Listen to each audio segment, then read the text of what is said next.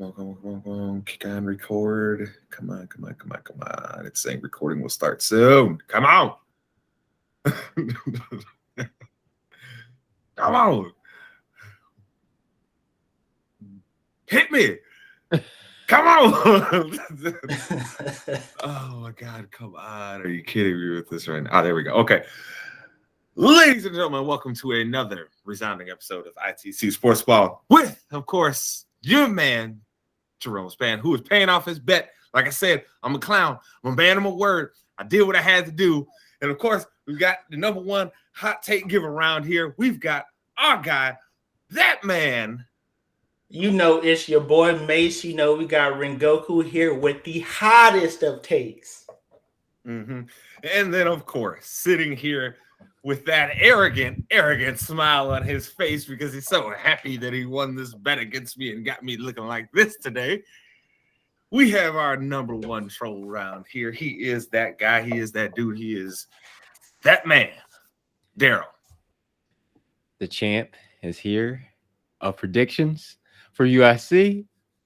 We're going to rock with this. And I'm going to not be petty today. I'm going to just say that. I'm going to say this right now, okay? You, sir, we going to go back and look at the history in ITC, and I bet you my record's better picking against you. And yeah, you want to celebrate to all of yourself, the champ. You done pulled out the belt today and everything like you feeling yourself. No, man, I cannot have this. This is nonsense, ladies and gentlemen. Nonsense. Acknowledge me. Are you not entertained? Acknowledge these, okay? But of course, we're back again to give you another hot episode here of ITC Sportsball, ladies and gentlemen. But we've got to move a little quick this week because guess what? Your boy actually doesn't have all the time in the world this week because we're recording a little bit later, and I'm already hungry, and I turn angry and green once I get hungry. So probably going to need to eat some food. But we have to start with one of the stories that we have been covering here on ITC Sportsball for weeks here. Mace, Urban Meyer is finally out after everything that has went down over this entire process. The mediocrity, the racist coaches that he's hiring, dancing and basically trying to cheat on his wife in front of the national public in his restaurant. Mace, just the whole Urban Meyer experience. What's your thoughts? Can I just say I called this at the season preview episode of Inside the Cage Sportsball. I said Urban Meyer wasn't going to last the whole season, and yeah, boy was right. So this guy's he's never been able to lose. And he thought that somehow he was going to take a bottom-feeding NFL team and win. A rookie quarterback, fairly young team in general. You did your boy a solid and brought him in the locker room, and that made your team hate you. He never gained anybody's respect in that locker room, and I mean, it was easy. You could easily tell because I mean, you look at Detroit. They want to play for Dan Campbell. They might not be good, but they want to play for him. Jags don't play hard, man. Yeah, they don't play hard. Jacksonville didn't play hard for Urban Meyer. I mean, they got to win because they got to win. Like, I mean, it's kind of hard to lose. I think it's harder to lose every game than it is to win every game. I mean. You're right. You're right. I can't disagree. So, it was a bunch of bullshit. I mean, from the moment this man hired a racist coach, you knew it was going downhill. You knew that there was no brakes on this 18-wheeler, and it was just about to be bad. So, Darrell, you got to watch this and see how everything has transpired with Urban Meyer. How you think this all shook out, and what are your thoughts on everything that has happened with this man that has led to him ultimately getting fired, which, by the way, Mace, I don't know if you heard, but the Jaguars are trying to say that they fired him for cause and are trying not to pay him for them last 4 years. Oh yeah, I see that, boy. So, if he don't get his money, boy, he gonna be sick. So with all that in mind, Darrell, how do you feel about the Urban Meyer experience? I feel like I have to do a Samuel L. Jackson right now. I'm glad he's going, and I hope he burns in hell.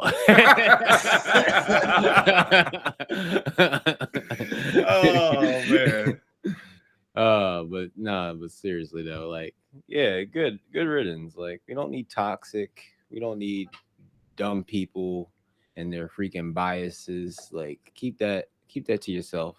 Don't do that in the public. You can practice that all you want. That's it. And then another thing, you see how he treated these guys. Like, you see all the reports about the things that he would say and do to people. It's like, bro, you were in college and probably did this to those kids who probably wasn't going to stand up to you. So he just took that mentality from dealing with kids. I mean, say what you want to, man. 19, 20, 21, 22, you're still a kid.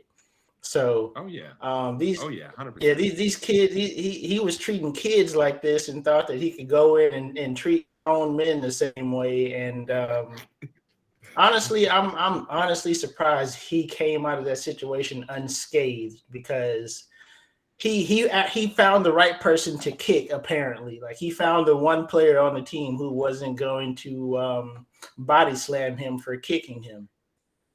I notice he didn't do it to any position player or any offensive lineman. He was like, I'm going to go with the kicker, bruh. The kicker who's trying to redeem his career right now and knows that this may be his last opportunity. I'm going to go kick that guy. Urban Meyer, you ain't nothing but a pussy, dog. Like, I'm sorry. You are the perfect example of what on this show and the ITC branches in general, we have talked about with a lot of these college coaches, where they feel super entitled that they are above everybody else and they are above reproach with all of their actions. And I personally feel like you can kiss my ass, Urban Meyer, and all you coaches like that, which we're most definitely going to get to some of them, because some of them jokers done put their foots in their mouth this week for sure. And boy, it was one of my favorites too, did it. Boy, he gave me gasoline, man. He was like, hey, Jay, I know you've been struggling a little bit to write this article. Here's some gasoline. Throw it on there for you, buddy. Here you go.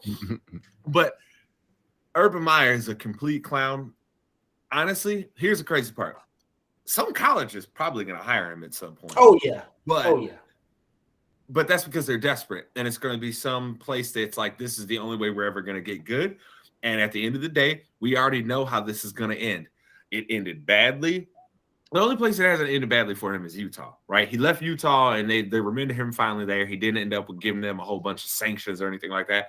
But he left Florida a mess. Left Ohio State a mess. And now guess what? He now came here to the NFL and he stepped into something where he thought he was going to be the man out here. And guess what? He is looking like the next Bobby Petrino at this point. So Urban Meyer, deuces to you, baby. Hope you have fun. Have fun going home and talking to your wife about everything now that you ain't got the excuse that you got to be at the office and everything and be working hard on these games. Have fun with that, my guy, Urban. Because we hope you burn in hell. yes, correct. Darrell, we're gonna have to get that as a soundboard. We're gonna have to get that one in. That's gonna have to be one of the ones we press for the button. I hope you burn in hell. That's gotta be it. You got to, most definitely. But speaking of these college coaches putting their foots in their mouths, Mace, let's start here, of course, with one of my personal favorites, the guy that I love talking about how much of a whole jackass that he is consistently, and that is Mr. Dabo Sweeney. So, Mace, I'm going to let you go ahead and give it to Mr. Sweeney first, because I think it may be unfair. Some people out here in the audience may think, hey, Jay's biased. He's already made it very clear he don't like Dabo. So I'll let you go ahead and talk on this, Mace. When he says this, and this is a direct quote, and when he's talking about simply the fact that players are actually getting money and everything now in college football and in college sports, he says, it's chaos right now. Tampering galore. Adults manipulating young men. Education is like the last thing now. Hey, guess what, Dabo? it's been the last thing forever. So, Let Mace, me tell you how something, you man. feel about Mr. Sweeney? Knowing college athletes and playing college sports and all this and that, there aren't too many of those guys who are in that locker room who honestly think that their only out is to get a degree and be successful that way. These kids ain't coming to Clemson, Texas A&M, LSU, Alabama for an education. They 3 years and done, baby. They are there simply. This is their job interview. They have a 3-year job interview, 4-year job interview. That is what college sports is to a lot of these kids. And I'm not gonna be sit there mad. I'm not mad at it. I mean, honestly, hey, you got people. We go to school 3-4 years for whatever profession we want to go into. That's what they're doing. That's their profession. They want to be a professional athlete, and this is their job interview. And you are basically, you monetize their ability to be good at sports and take everything away from them in the process. So I think guys like Dabo and these few other coaches that we'll get to, who sit here and say that it's collusion, it's tampering, it's this and it's that. Like, it's ridiculous, man, because Dabo wasn't saying nothing like this when Clemson was running through the ACC. I mean, now you look at him, he looks like he's at a point to where he's about to have to rebuild Clemson again because nobody wants to go to Clemson. I mean, they had a few years, they had a nice little run. I think I've already talked about this. They've had their little run. It's probably over with now. Especially South Carolina. Who wants to go there? Who is choosing to go to South Carolina for school? Not me. Especially after the year that they just put up. Look, plain out and simple. Dabo is probably looking at his quarterback situation. He's probably like, oh, he's over there about to throw up, so he got to talk shit just to get his mind off of it. He got to. Hey, Dabo the one that should have on this damn makeup. That's what I know. Yeah.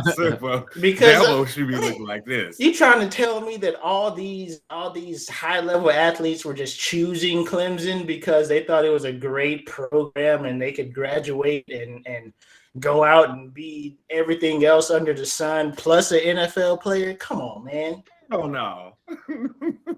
Come on, man. If Dabo think that we don't know that some of those players on his team were monetarily incentivized to go there, now he can't do it to the degree that he was because it was under the table, it was sneaky. Now that everybody can do it and everybody's got a little bit of change to throw around, he's like, my money that ain't as good no more because everybody can give out money. I'm just not with it. He's real pissed off because no longer is it just, hey, it's only the schools that can figure out a way to do it clean. Now it's like, hey, man, it's Wild Wild West. Everybody can get that money now, baby. And he's really upset.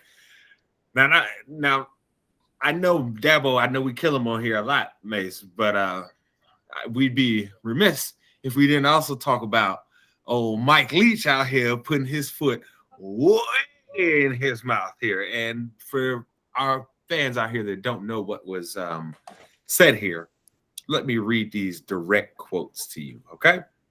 So Mike Leach decided to say, you've got an obligation to the place that helped build and develop you and finish it out in a bowl. That's part of it. You owe it to your team. You owe it to your fans. You owe it to your coaches. And it's the most bizarre thing in the world to me. Somebody says, well, I can't play one more game, Leach said. They think they're going to have a storied 10-year career and then they can't play one more college game. Well, that's ridiculous. I mean, guys who will go to the NFL, they'll make the Pro Bowl, and then they'll play in the Pro Bowl. It's one of the biggest absurdities I've ever seen. And it's selfish, Has he watched the Pro Bowl in the last 10 years? Hey, him and Dabo, baby, they should be up here with me today. Probably will put it on right now. Just walk out there and say, hey, kids. The Pro Bowl is padded 7-on-7. Them boys don't. They play like one hard possession each, and then after that, them boys are just all over the place. They don't care. They don't care in the Pro Bowl. He's equating the Pro Bowl to a college bowl game. Come on, man. Yes. Darrell, do you think that these $1 million coaches should really be out here crying and whining now that somebody else is getting money, or should they maybe just shut the hell up and keep getting their money? Just shut up. I just love how disgusted Darrell be looking sometimes. He just be like, man, like, I don't even know why I have to say this, but they just need to shut the hell up. That's just more rich people problems. I don't know. Yes, very much so. Very, very much. I hope maybe if there was a monetary incentive to them playing the bowl game, they might get. And who gives a damn about a swag bag? We weighed it up on the scales, okay, people. We weighed this bad boy up on the scales. Swag bag, cash. Oh, man. You know what? They probably try harder if they came out with another EA Sports head coach. They might want to do the cover. Oh Lord. But the thing I don't understand about this really is just dudes that, well, I do actually understand, and it's a lot of what we see just in general in society, right? Which is that, hey, the people that are in power, they want to stay in power. They want to keep the ones that are without power, that they abuse their rights and their way of living, that they abuse them consistently to make things happen for themselves. They want to keep it that way. And they are not happy with the fact that, hey, that now these players have options. You can't just say between NIL and the transfer portal, these players have options again.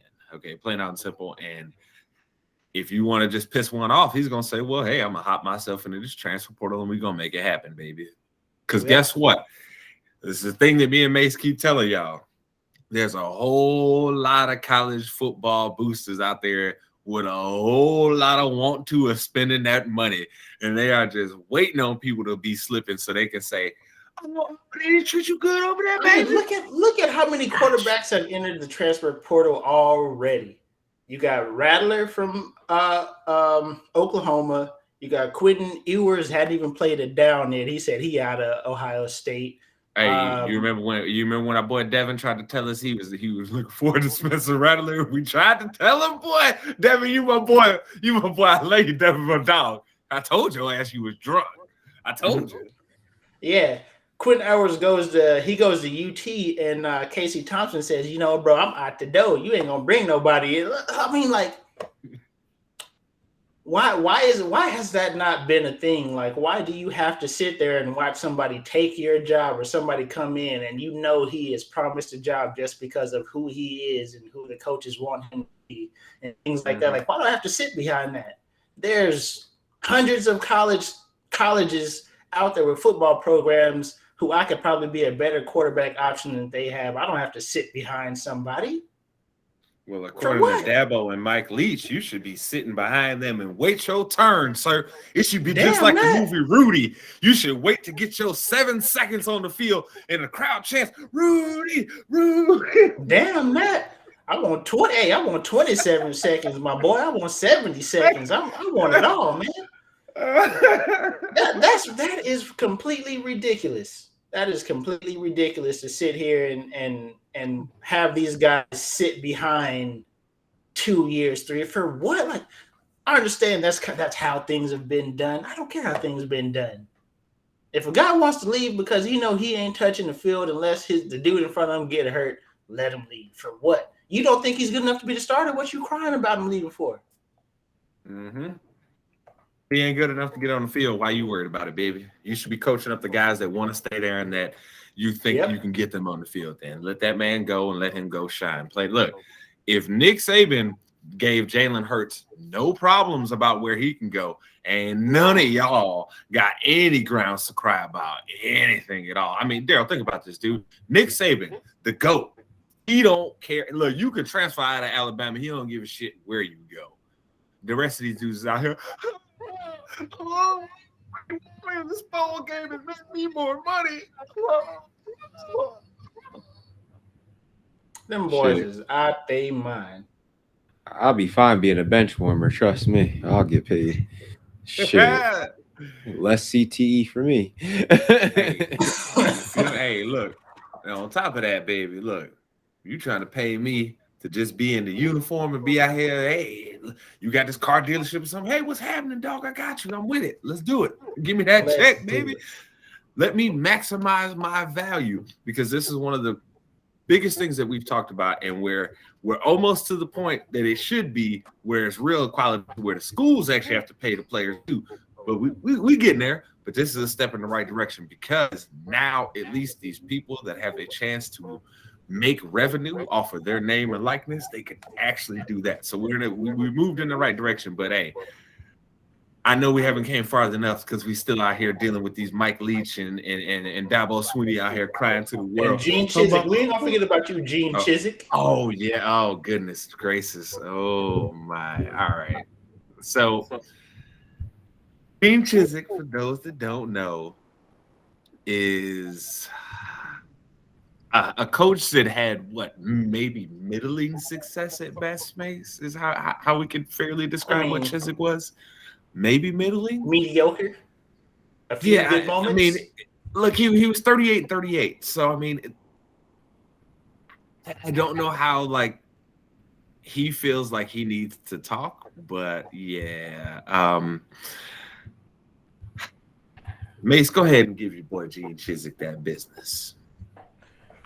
So how in the world can Gene Gisek sit here and get mad about paying? I mean, it's the same thing. I mean, we can literally go back and forth and round the same table and talk about these dudes being mad that college kids are getting paid. But Gene Gisek is just another one of those guys who are complaining that kids get to choose. They have a choice now.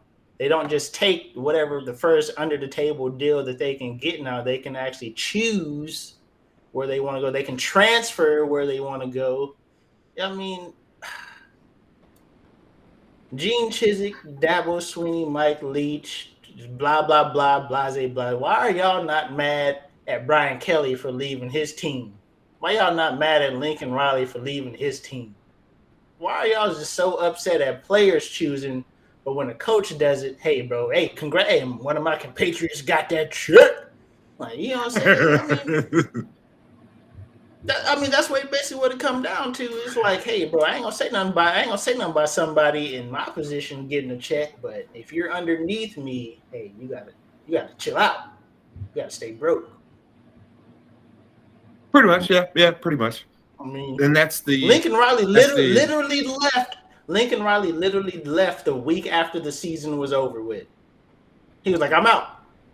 And through a text message. Mm-hmm. Brian Kelly, through a text message and a 10-minute meeting, was out the door. Hey, the very next week, Brian Kelly had a Southern accent. By the end of the first season, Brian Kelly is going to sound like Ed Ogeron. Hey, Darrell, isn't it funny how they sit here and they always are talking about we're a family, we need loyalty, you should do whatever you have to for your brothers, and as soon as they got a bigger check come, I'm out, baby. Sorry, dog. Fuck this family shit. I gotta go feed my family. I'm out. Isn't it hilarious how that works? My boy. All you gotta say is good PR. That's all. Good PR. Good PR. Good PR. They learned the game and they out. That's it.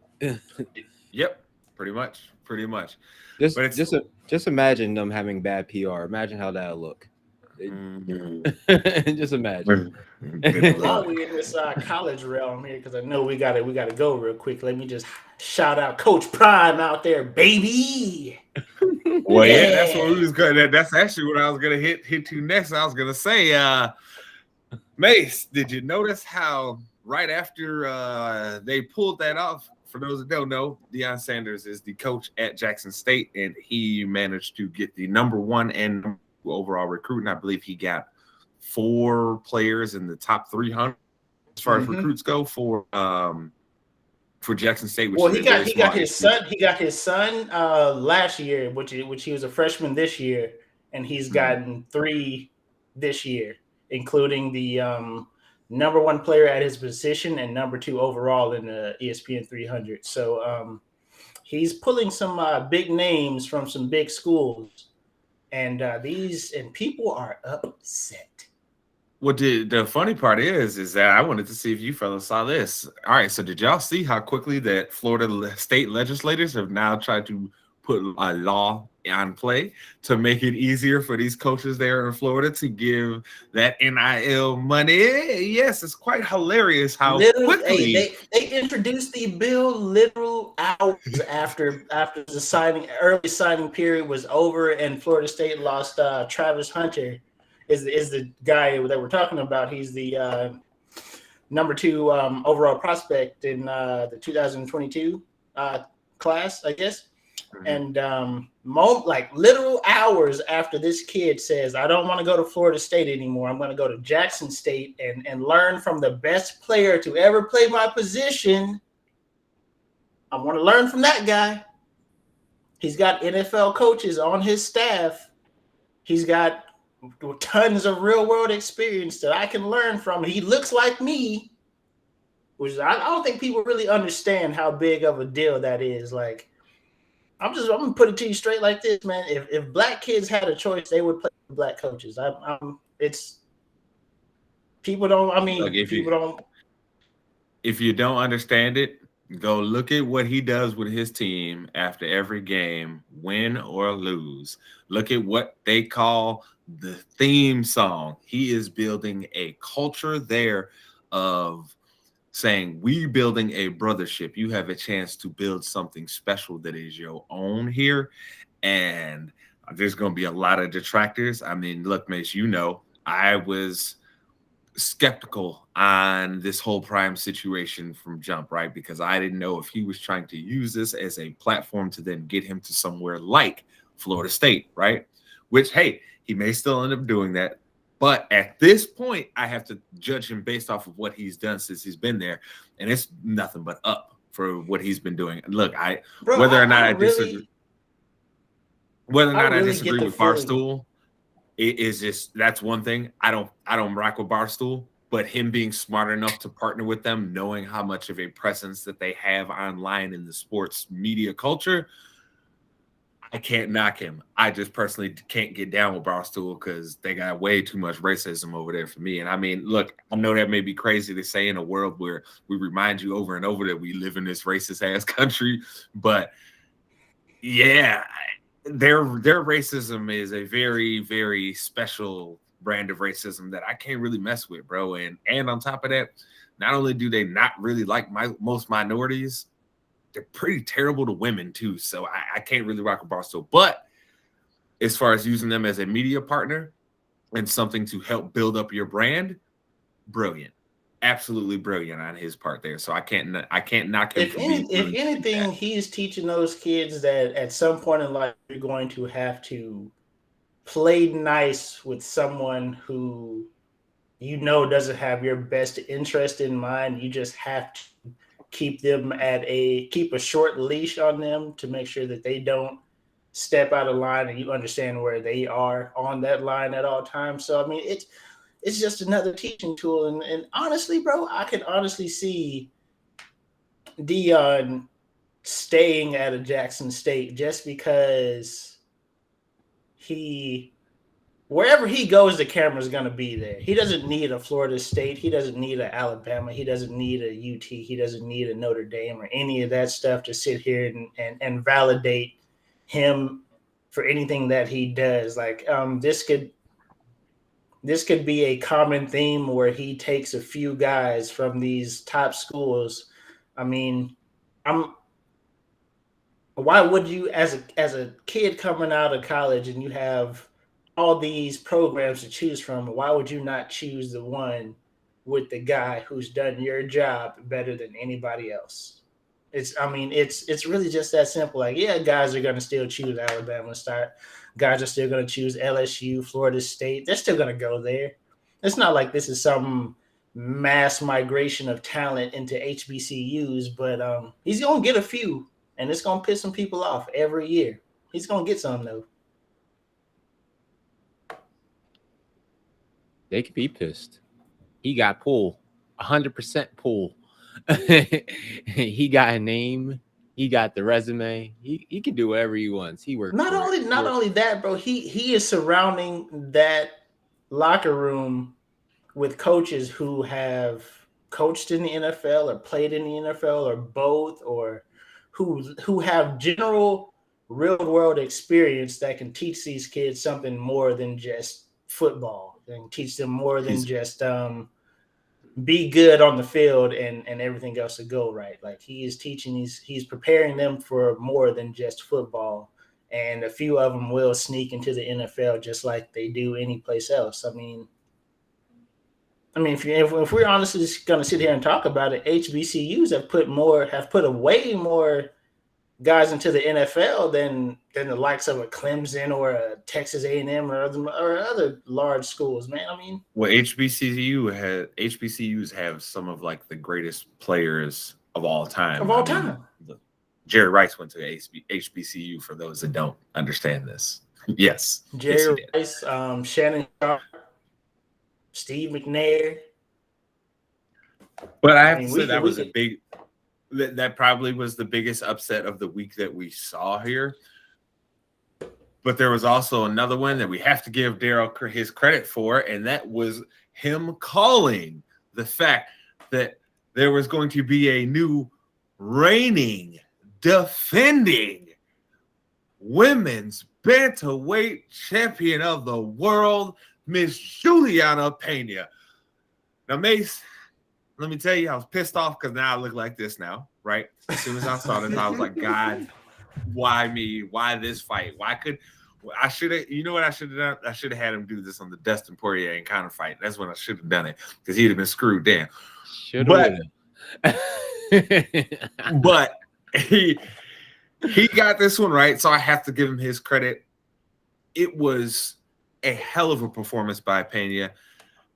What are your overall thoughts on that fight, though? Because it was not your typical Amanda Nunes fight. So, Darrell, how do you think, from viewing the fight yourself, what is it that was the key that got Pena the win here? She got tired. Like I said, 135 is not her weight anymore. She likes 145. That's where she's good at. She looked pale when she came out. She didn't look like she wanted to be there. It was just like, and then after that, after cutting the weight and then getting punched in the face over and over again, her missed timings, it explained a lot. But that choke wasn't a choke. We all know this. She quit. She just called it out. She did the Stipe. Not the Stipe. I will say this. What's the name? She knew she was about to get choked out, though. She did the smart thing. It was like, look, I can either tap now or tap in about 30 seconds where she's got this choke fully sunk in, because it was, oh man, as soon as she gave her back, I was like, oh no. Yeah, so when I was watching it, bro, it honestly, dog, it looked like she went out there and she was like, listen, I'm going to swing for the fences. I don't really care if I lose, but I'm not going to sit here and really try to win this thing. It really didn't look like she wanted to be in that ring at that weight. Because, I mean, if you look at her after the first round, she got back in the corner and was smiling and laughing and shit, like she wasn't even taking it serious. And then she just went out there and just started swinging wild, and Juliana was just giving her them jabs to the mouth. And at one point, she's like, okay, I really don't want to be here. Like I said, it could be a weight cut issue. She probably got gas. She probably had to cut way too much weight the week of the fight. That could have been an issue. But honestly, she didn't look like she wanted to be at 135 at all in that fight. Like, she was looking for a way out. And that choke was like godsend because it would have just been 3 more rounds of the same thing because I don't think she would have gotten knocked out. She probably would have taken a lot of damage because she was just walking straight into jabs. Maybe one of those could have caught her. She was going to get knocked out. If that fight continued the way it was on the feet, Darrell, would you disagree with me? Like, Nunes would have gotten knocked out if they stayed on the feet for any longer. Nunes was getting so chipped up. She was loading up on her punches and missing. She was literally gassing herself out with overhands that were like, who are you throwing that at? Like, it was really silly. Like I said, she just went out there and was swinging for the fences and was like, hey, if I knock her out, cool. I'll try to wait another 1.5 years to fight back down at this weight. And if I get beat, cool. I ain't got to ever come back. Because I'm honestly, I think that was the last fight at 135 we'll ever see Amanda Nunes fight at, unless somebody just really crawls under her skin and is like, hey, you're trash down here. Don't ever Dana come back to my division. Nah, I think Dana throw enough money at her for a rematch. She'll go do that fight again. She'll take that fight one more time for the right paycheck for sure. Yeah. The rematch, this is the thing though, like, yeah, you can have the rematch. She just wasn't prepared. She took her lightly. The only thing that just made sense about all this stuff is like she had excuses and she wasn't training. So maybe she did have COVID twice. No, can't have it twice. Yes, you can. I'm just saying twice when your fight's like almost like a week away. Sinus problems, everything in the book. Everything in the book. You think? Think about this. Kevin Stefanski, coach of the Browns, caught COVID last year before the playoff game. Now, when they need a win this week, he's out with COVID again. You don't get to choose when COVID come kick your ass. It just comes. It just say, "Pow!" I'm here. Maybe the first one was the flu, a real flu. And the next one, it was actually COVID.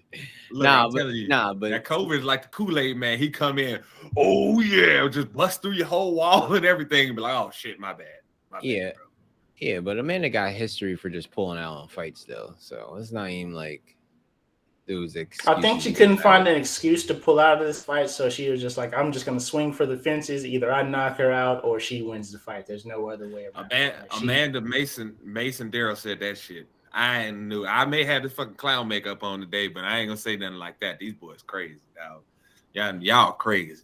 Both of y'all is crazy. You're crazy. You're the clown. See, you said Amanda Nunes is gonna win. Mason too. So wait. So it's Mason. Hey, I picked her too.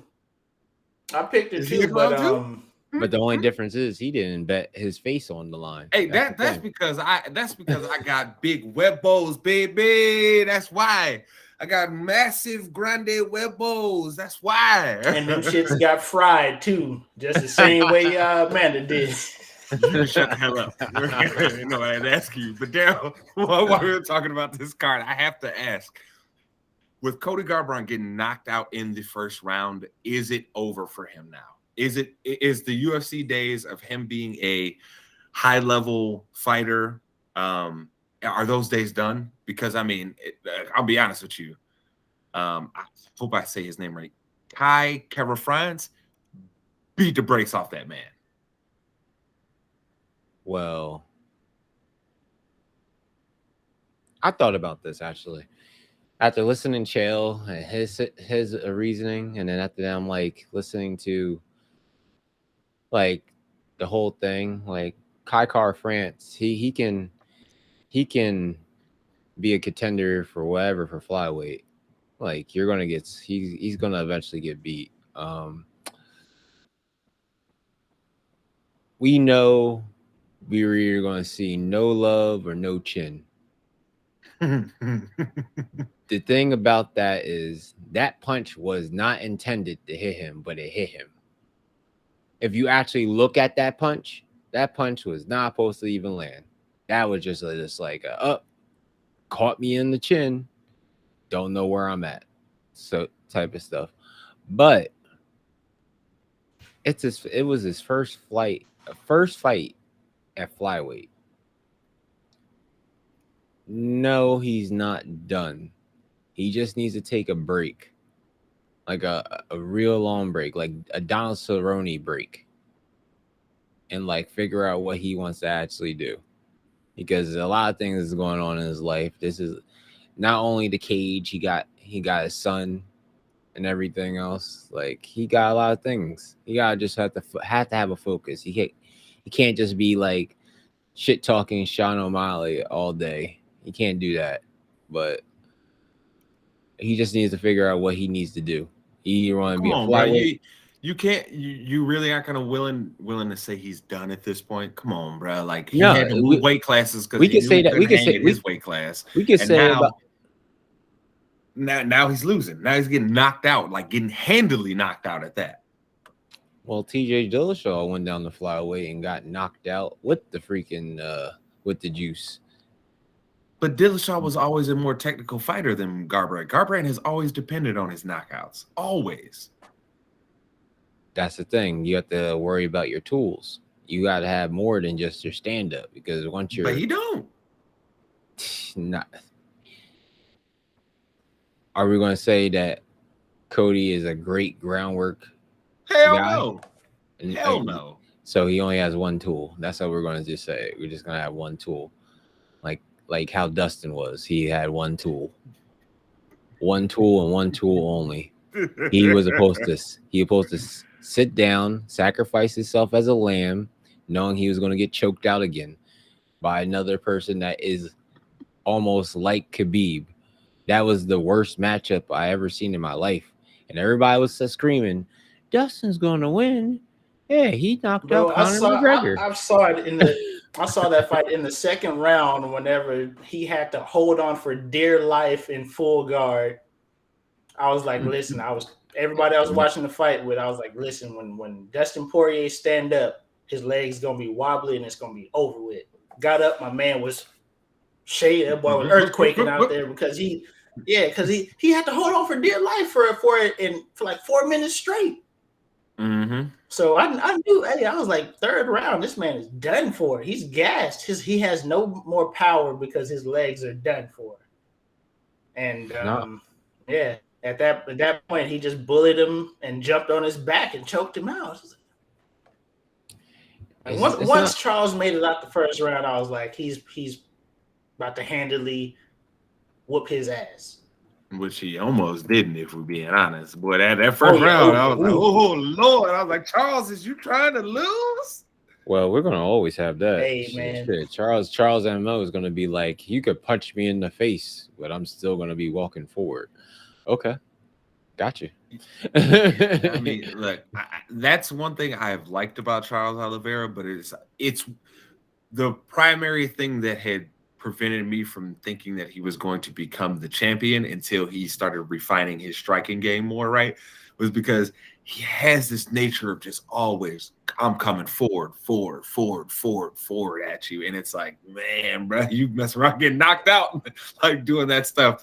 And look, in fairness, yeah, that's what I was gonna say. In fairness to Dustin almost put that man's lights all the way out. So,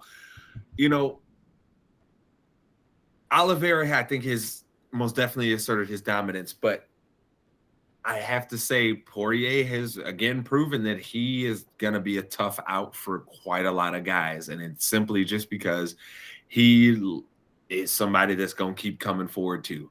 Even like when May said, even in the third round, when he didn't have his legs underneath him, he was still trying to come forward. It wasn't a good idea, but he was trying to, and Oliveira just took advantage of that, got to his back. And I think, Darrell, you probably saw the same thing as me. As soon as you saw Oliveira get his back, you was like, oh, this fight's over. As soon as you got someone that's specializing in tripping you and wrapping his leg around your leg and you just allowing it and you just like, oh no moment. And then you just, I was trying to fight the arms, but he got underneath my neck. So, Obviously, Dustin, you didn't. You what are you doing? Just doing stand up all day, hitting pads all day, like Mhm. like you haven't learned. You said you learned. All you did for the last couple fights was stand up. You didn't do no type of wrestling. Now, I'm not calling that BS wrestling takedown that you did with McGregor. Stop that. That's stupid. Let's get that straight. You almost got up kicked, and you've been up kicked to the moon. Like seriously, like you keep on playing with up kicks. But regardless of the fact, Dustin's next move is going up weight because there's no way in hell he's getting a third title shot.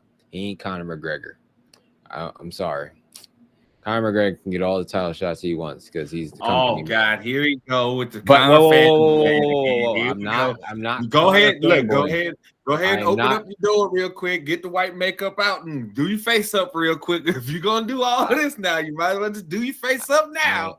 I am not buttering up Conor. I'm not How are even you Conor fan. not? How are you not? He has never defended a title he won, and then he's gotten his ass kicked 2 out of the last 3 fights that he's had. But you talking about he should get however many title shots as he wants. Oh, that's not fanboying? Hey, I feel like that's Jorge too. He got a title he can't defend. Jorge has the fakest title ever. Okay, they made up a title for this man because they needed a title fight at that time. They was like, well, what can we do here? What can we call this title? Oh, I got it, BMF. And then who can we pay as a celebrity to come in and hand this title off and act like it's state title? Oh, I got it, The Rock. Come on, man, that's not act like that BMF title means anything. If it meant anything, guess who should be carrying it around? Who should be carrying it around, Darrell? Who should be carrying it around? Who's the man that put a whole universe around that man's head when he knocked him out? Who was that? I don't recall. That's convenient. Oh, you're talking about Marty Fake Newsman. Oh goodness, here he goes. Here he goes again, Mace. Marty Fake Newsman. Marty Fake Newsman. But no, honestly though, like that BMF, that thing, that you know what that's like? That's like the 24/7 title in WWE. It means nothing. Hey, guess what? R-Truth has 980 title reigns with the 24/7 championship. What does that mean? Do all of those title runs equate to one heavyweight championship? Absolutely not. So it's just like the BMF title. Yeah, you can have that for however many days you want, Jorge Masvidal, because guess what? That title don't mean shit because you still got knocked out by Usman. You notice something, Mace? He didn't say the NXT title. Hey, we ain't gonna talk about that. I mean, I don't think I need to talk about how garbage the NXT title is. The NXT title is literally something that you put around your waist to just be then thrown in the garbage as soon as you move up to the main roster. So NXT title, I don't even know why they have that thing. You might as well just right into the garbage. Oh my goodness! But do you think? Look. But do you think? Just in like little booking. Would you rather see a Kobe versus Dustin, or you rather see a Nate versus Dustin? Can I vote no? For both? Just on both? Can I just vote no? Because I don't want to see either. But which one? I say both of those sound appealing. Which one will make more money though?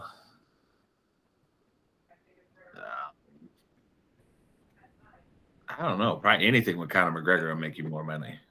I mean, look, the Diaz brothers are a name, but they're not like Conor McGregor is a world recognized name for all his faults, right?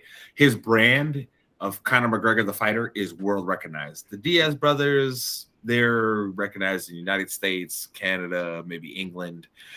You know what I mean? Like they're not big names like that. They're not going to bring in a worldwide draw for the UFC. Like nobody even in Brazil, like a place that is mad about the UFC, they don't really give a shit about the Diaz brothers at this point, right? They don't really care.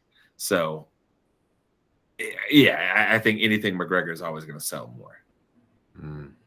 But if you ask me, should McGregor fight again? I'm going to tell you, No, because he's sorry. Because he's just going to lose again. And guess what? He's never going to be a champion again. And even if they gave him a championship that he somehow fluke won himself into, we know he ain't going to defend it. So what's the purpose at this point? Might as well chunk the deuces, Mr. McGregor.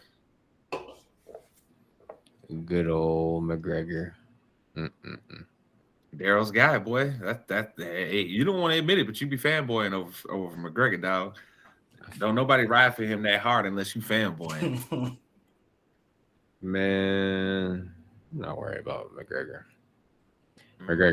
I could just say McGregor's racist and call it a day. I mean, you could. I mean, he look. Nothing was still better though than when that man was up there talking about how Floyd can't read. That shit was still hilarious. I mean, look, I understand all the racial tropes that were being played during that promotions build up to that fight, but good Lord, that was hilarious when he was talking about how that man couldn't read. That was great. I mean, because we've all heard the Hot 97 tape. We've all heard it. You know what I'm saying? We all know what Charlemagne did that. Okay, Floyd, don't be mad at me. Be mad at Charlemagne, dog. He the one put you on Front Street like that. Okay, he the one did that. All right, him, DJ Envy, and what's her name? Angela Lee. Angela Lee. Yeah, Angela Yee. Them three did it. I ain't do it, Floyd. Don't be mad at me, dog. You're gonna hold that piece of paper meme and then just laugh. That's what you're gonna do. Maybe. maybe I will. But of course, we have to at least touch on some of these football games this week, since we are not going to give you all of the games this week. But there are a few ones this week that have some the NFL trying not to give us all the games with all these COVID. No. They trying to give us the games. The players trying not to give us all the games. You feel me? Listen, bro, look, like some teams be having like 10, 15 dudes on the protocol list. What the hell? At this point, I have to ask both of you before we get into these games, right? Because you brought up a great point there, Mace. COVID is going bananas through sports right now, right? Going absolutely insane. At this point, do we think that maybe it might be time for the leagues and everything to let's take a break for like a couple weeks, maybe a month here, because we're literally in the middle of flu season. The numbers with COVID are only going up in the country, and they're only going up in all of these leagues. So, like, we'll start with you, Darrell. Do you think the leagues need to take a break at this point? Because it can't be safe for anyone at this point when you're talking about you're having stadiums at basically full capacity. You don't have everybody vaccinated, and then on top of that, you've already seen by how everything was handled with the Aaron Rodgers situation that not every team is taking the protocols that they're supposed to be following serious. So do you think that maybe we might need to take a break here from sports for about a month just to let the block not be so hot? I would like to see a break, but it should be on that break. Find all those fake vaccination cards that people freaking have. That's what they need to do, because this doesn't make no damn sense that everybody's freaking catching COVID. And just a month ago, it was just, it was all piece of damn. As soon as a little breeze come by, everybody catching it. That's bullshit. I'm telling you right now, nobody was vaccinated. That's what that shit is. I'll tell you that right now. There ain't no damn way. Oh, yeah. COVID. No, get out of here. Get the hell out of here. It doesn't make no sense. We don't need to take no damn break.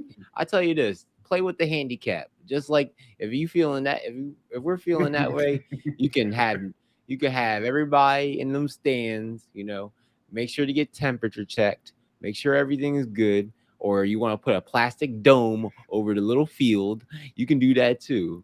But at the end of the day, like, it just sounds silly. Come on now. Why is this even happening? It should have happened a while ago, when the germs were actually there for the heat, not for the cold. That's what I understand. Well, we're in the middle of flu season, dog, and the way that it attacks your system, it's similar in some ways to flu. And so now that we're in the middle of the seasons where everybody's getting sick, so you have to think, right? Even if you don't get COVID, right? If you've already had it, you're now prone to get more sick from something that would not have affected you as bad before, right? So now you're dealing with your immune system. Look, I know most people don't want to admit this, but after you've gotten COVID, and especially if you're someone who's experienced some of the symptoms, my guy, your immune system is compromised now. You can't sit here and say that you don't have it. To get over a regular cold, like 3 weeks ago, it took me. I felt like I was sick for like 2 weeks. It felt like from a regular ass cold because I did the whole show feeling shitty. Yep. And I got sick right after the show from the week before that. Like, I mean, we said this on the show, man. So your team was gonna lose because of COVID. I know my team lost because of COVID, and oh hell yeah, your team was definitely lost because of COVID. And if they, all I know is the NFL better within the next like 2 weeks or so put some sort of bubble in place and be like, hey, bro, y'all fans can't come back. Everybody's on lockdown because if not, the playoffs are going to be compromised straight up. Yeah, I think we're at we're at a critical point right now to where it's either we start acting responsibly as a country or we're getting close to facing another shutdown. I know people don't want to hear that, but it's reality. Go look at where the numbers are trending. They're actually get almost at a point to where they are worse than when we had to shut down here. So again, people, please be careful out here. Go get the damn vaccine, get the booster, try and protect yourselves and others from this shit continuing to go on and on. And now, I don't know if you heard the latest news, but I think me and you were talking about this last night, Mason. We were talking about now Omicron and Delta can mutate into something else that can be a super variant that could fuck us all over. That shit's about to mutate into Megatron and tear everybody a new ass. Shit, is he either gonna combine like the Autobots, or is he gonna just freaking do the fusion dance? Hey, which one is gonna do? This is about to be the Voltron of viruses, bro. That boy's about to suit up on our ass and hey, we need Jerome. Hey, yeah, you know, according to Dana White's old clown ass, Joe Rogan, baby, he gave me that ivermectin treatment and it saved me. No, it didn't. That's not what saved you. Go talk to your actual doctor that you saw, you jackass. That is not what he gave you. Shut up. So stupid. People say they're so stupid sometimes. Just stupid. Just I understand how somebody like the Joker becomes like this, where he's like, yeah, baby, I'm crazy now. Because you start looking at society sometimes, you'd be like, are y'all all just stupid? Is that it? You're just dumb? But yeah, no, COVID is absolutely tearing sports. It's kicking football's ass. Basketball's ass. Hockey is at a point to where they're taking, a lot of teams are having to like take breaks and having to take extended time to deal with their COVID issues. In basketball, they just put in the new deal with signing players. Like you can sign guys to 10-day contracts and then not even count towards your salary cap or luxury tax. They're just like, hey, bro, get enough players to play the game, whatever.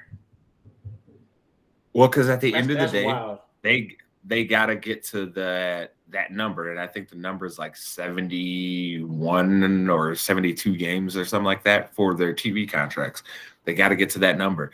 They don't get to that number, they don't get all their money. They got to start handing money back to their television partners. And they sure as hell do not want to hand money back to their television partners or renegotiate that deal in the middle of a global pandemic. So, you know, they're trying to maintain keeping that money as long as they possibly can. But with all that stating, like I said, we know COVID is out here kicking sports ass real bad right now.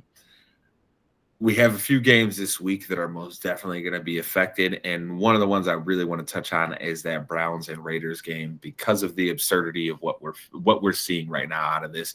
And honestly, people looking at the clock will probably wrap with the Browns and Raiders here. And because I get the feeling this might take a little time. But essentially, we are seeing a big chunk of the Cleveland Browns roster not being readily available to play because something of the like 20 COVID outbreak. Yeah, I believe it's up to 20. They are now down to their third string quarterback is going to have to be playing for them in order to just keep this all going for the NFL. At this point, fellas, I think we need to just shut it all down for a little bit. I know we were just talking about this, but the Browns team is the perfect example of this.